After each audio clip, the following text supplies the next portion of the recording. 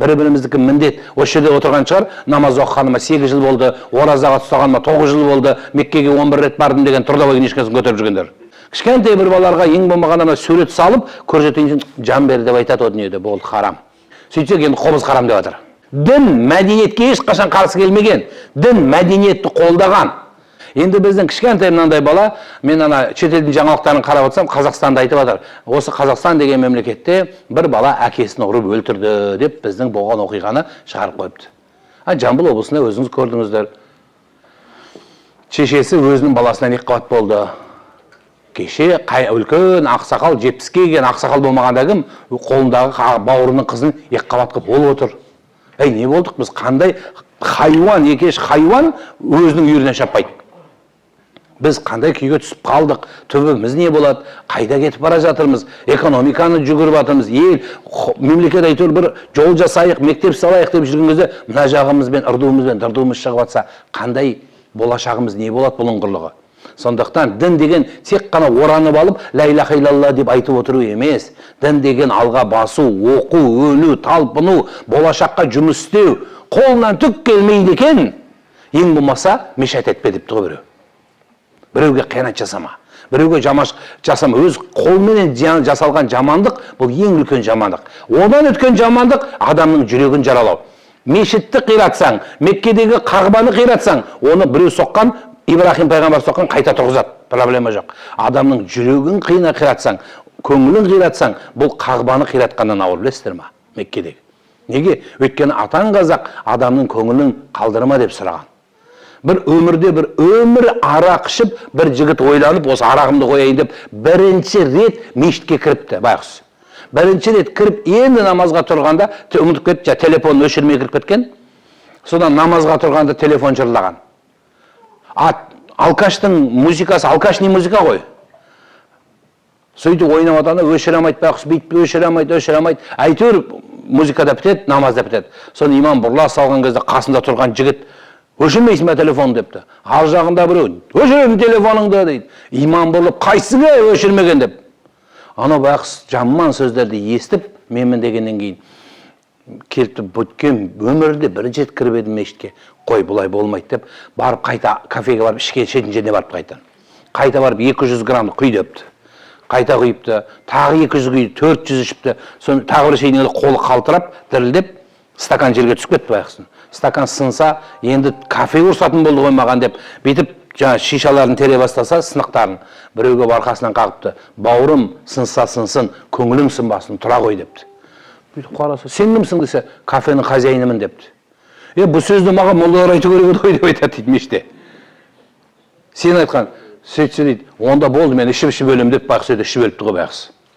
Солай болып қалып жатырмыз. Неге? Өйткені біз жылылықты күтетін жерден жылылық күте алмай жатырмыз. Бір-біріміздікі міндет. Осы жерде отырған шығар, намаз оқығаныма 8 жыл болды, оразаға ұстағаныма 9 жыл болды, Меккеге 11 рет бардым деген трудовой книжкасын көтеріп жүргендер. Өтпейді ол, өтпейді. Ол қабыл ма, қабыл емес па Құдай біледі оны әлі. Сондықтан міндет қылмауымыз керек. Сен жақсысың, ғибадат жасап жатсың, мүмкін жаңа жақсылыққа келдің, етек жеңіңді ұзын қылдың, білмеймін, сүннетке келдің, парызды келтірдің басыңа. Кереметсің. Бірақ сен онымен бірге ішкі дүниеңді, дінде бірінші иман тұрады, сенім. Екінші орында ғибадат тұра ма? Жоқ. Бірінші иман тұрады, одан кейін тәрбие тұрады. Хұснул құлық дейді. Жақсы қарым қатынас мінез тұрады. Одан кейін барып ғибадат тұрады. Содан кейін барып білім тұрады. Бірінші білім, одан кейін ғибадат тұрады. Міне. Ал бізде мына жоғары шығарып жібергенбізде не мінез жоқ, не ортаға сыйымсыз жоқ, менікі ғана дұрыс, қалғандарының бәрі қате. Кішкентай өрімдей балалар жинап алғанымызға мәзбіз. Немесе кеше мен Алматы қаласында форум болды. Сол форумда сөйледім. Бір орыс ислам дініне өттім деп білмеймін айтса, бәріміз суретін қоя береміз. Міне орыс мұсылман болыпты, мұсылман болыпты. Ол қуанатын нәрсе емес. Неге? Неге қуанатын нәрсе емес? Өйткені сенің бәленбай қазағың шоқынып жатыр. Ол қуанатын нәрсе емес ол. Сондықтан бізге бұл біреудің мұсылманмын дегеніне қуанбау керек. Біздің қара көздерімізді, ұлтымызды, тілімізді дұрыс сақтап қалу керек. Қазақтың тілін білу деген сөз, маған бір бала жазады интернеттен. Мен аға Алматыда тұрам, Мен Алматыда тұрам, арабша үйренейін деп едім, соған қайсы медресеге баруға кеңес бересіз. Бір 15-16 сөйлем. Сол жерде 9 қате тұр ғой. Арабтың тілі үйренем деген бала, өз ана тілінен 9 қате жіберген адам арабтың тілінің қарқымайтыны анық. Бірінші өз ана тілімізді дұрыс түсініп, дұрыс оқып, дұрыс жазалу керек. Содан кейін барып басқа тілді қарық қыласың. Өзге тілдің бәрін біл, өз тіліңді құрметте деген осы болады. Алла тағала тілді жаратты. Енді оқиын десең, басталады сурет салу харам. Кішкентай бір балаларға ең болмағанда сурет салып, көрсетейін жан бер деп айтады о дүниеде, бұл харам. Міне қазір мен музейге барып келдім. Музейде қандай ұлағатты кісілердің түр сипаты, қандай тұлғалар, қандай батырлардың суреттер тұр. Сонда салардың бәрі тозаққа кетіп, сен жалғыз өзің жәннатқа кіресің бе? Ол бұрынғы кезде ана суретке сыйынатындай мәселе болған. Қазір ондай жоқ. Одан домбыра харам деді. Домбыраны жабылып жат, нағыз қазақ домбыра деп, домбыраны қайтарып алдық. Сөйтсек енді қобыз харам деп жатыр. Бопты енді, мен сол домбыра халал деген біреумен сөйлесем де, қараш тек қана домбыра халал ма десем, домбыра халал дейді. Гитарашы десем, харам деді. Вот тоқтай енді. Италияда мұсылмандар тұрады дедім, Испанияда дедім, иә деді. Олар гитара ойнайды дедім, иә деді. Онда олардың бәрін айтайық, гитараңды өртеңдер де, домбыра үйреніңдер деп айтамыз ба дедім. Жоқ, Россияға айтамыз ба, балалайканы тастада, бізге домбыра көт деп. Бұл не ақымақтық? Әр ұлттың өзінің мәдениеті болады. Дін мәдениетке ешқашан қарсы келмеген, дін мәдениетті қолдаған. Сол кішкене теріс түсінген радикалдардың кесірінен біз сондай күйге түстік. Мұхаммед саллаллаху алейхи пайғамбарымыз Меккеден Мәдинаға кірген кезде арабтар өлең айтып тұрып, барабан ұрып тұрып күтіп алған тақа тұқыммен. Талаал бадру алейна деп. Сонда пайғамбар астағфир, харам деген жоқ. Бұрылып кетіп қалған жоқ қайтадан. Қой харам қосын бұлау деп. Күліп үндемей кіріп келе берді. Кейін бұл нәрсе қалды. Әлі күнге дейін Мәуліттің жырында сол нәрсе бар. Демек, әр ұлтқа тән өзінің құндылықтарын біздің кейбір шолақ түсінген адамдар осындайғы бізге беріп жатса, ертеңгі біздің ұрпағымыз тілінен, ділінен, өнерінен, мәдениетінен қалса, біз қандай күйге түсеміз?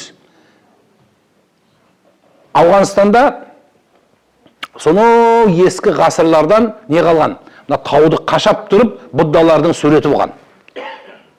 Өмір бойы тұрды ЮНЕСКО-ның әлемдік құндылығы болып. 4 қисық талибан келді, талқандап тастады, бомба жарып.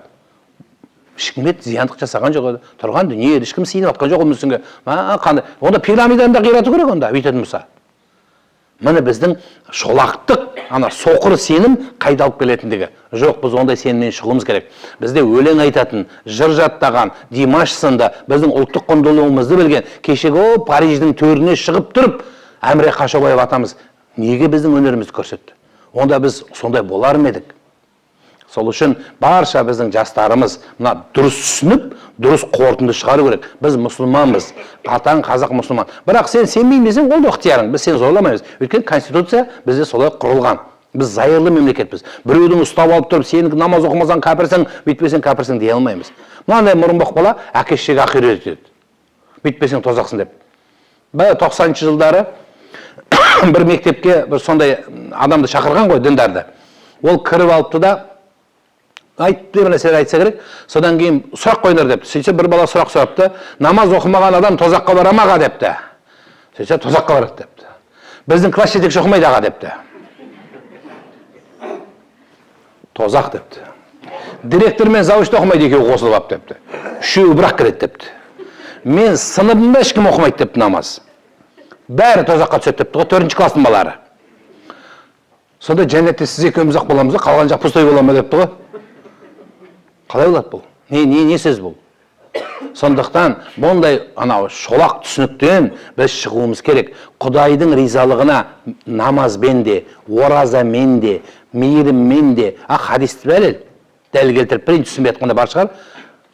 Жезөкше әйел көшеден келе жатып, бір мысыққа ма итке мейірімі түсіп, хадисте келеді, су алып беріп, сонымен бүкіл күнәсін Құдай кешіріп, ол профессиональный жезөкше болған ғой, соны кешіріп, ана дүниеге жәннетке кіргізіп жіберді деген сахих хадис тұр.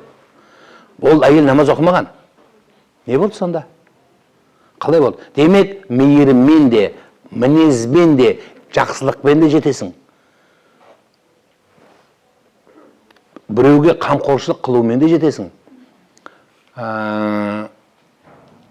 Зүбайда, Харун Рашид деген патшаның әйелі Меккеге барып, суға қиналып құдық қазады. Зүбайда. Құдық қазады, содан кейін 9 жылдан кейін қайтыс болады. Баласы түсінде шешесін көреді. Мама, Құдайменен қалай болды кездесуің десе, жағдайым қиын балам депті. Ой, сен деген миллион адамдарға құдық қазып бердің ғой десе, сол құдық басыма бәле болды депті. Дәп сол құдық бәле болды депті. Қалғаннан өттім, сол құдық басыма бәле болды. Неге десе, бұл менің мына жүрегімде, ойымда болып еді, Зүбайдадан қалған құдық деп айтсын деп, ана ниетім дұрыс болмап еді, сол бәлеге қалдым сол дүкенге. Біз өзі Құдай үшін істейміз. Саған рахмет айтама, айтпайма, сыйлайма, бізге әңгіме жоқ. Сен мені шақырған жоқсың, мен сені шақырдым үйіме, сен мені шақырған жоқсың деп шақырмаймыз біз. Біз шақыра береміз. Сол үшін ұлты бөлек, діні бөлек, түрі бөлек, тілі бөлек адамдарды біздің Қазақстан отаны қып бабаларымыз кіргізді.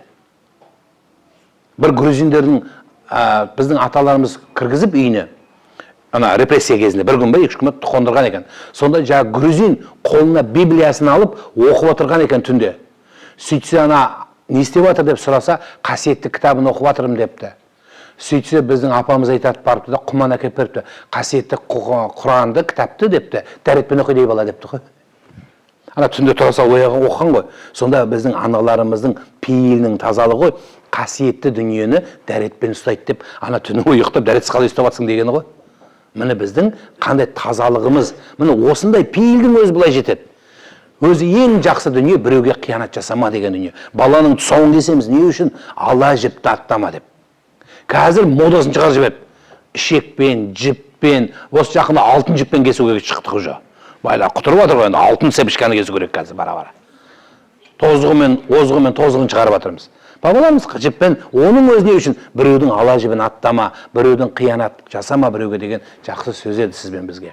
Сондықтан осы мүмкіншілікті пайдаланып, сіздермен енді былай да былай интернеті бар, жаңағы ғаламтор бар, Қазақ радиосынан мемлекеттік, Жібек жолы телеарнасынан президент радио кешенінен, сол жерде маған беріп, біздің ұлттық құндылығымыздың әрдайым дауысы шықсын, дұрыс тәрбие болсын, балаларымыз дұрыс түсін деп, ол жерде маған эфир беріп, жүргізіп жатқан жерден барлық жерден айтып жатырмыз. Барлық құрылымдарда ең біріншісі осы бағытта облыстың басшысына, ауданның басшылығына, құқық қорғау мекемелеріне, біздің халқымыздың бағытымыздың осы бағытта даму керек. Бізге тағы да айтам, тек қана сақал қойып алып, немесе орамалды киіп жабылып алып, қап-қара көзіне дейін былай жабылып, мен мына орамал дегенде көзіне дейін былай никап жабынуды айтып жатырмын. Енді бұл байғанинде жоқ шығар, мына көзіне дейін бүйт десе де, не жағып жауып алып, мешітте отыра бергеннен біз дамымаймыз. Біздің балалар оқу керек, алға даму керек. Солай. Орамалың тақ, намазыңды оқы, айналып кетейін. Елден бөлініп, арамда арам, кәпірде кәпір деп барлығына тіл тигізгенді қоюымыз керек. Намаз оқитындар, намаз оқымайтындарға бүйтіп төменнен жоғарыдан қарама. Ол сенің артық болып кетуі де мүмкін Құдайдың алдында. Сенің бір ғана құлшылық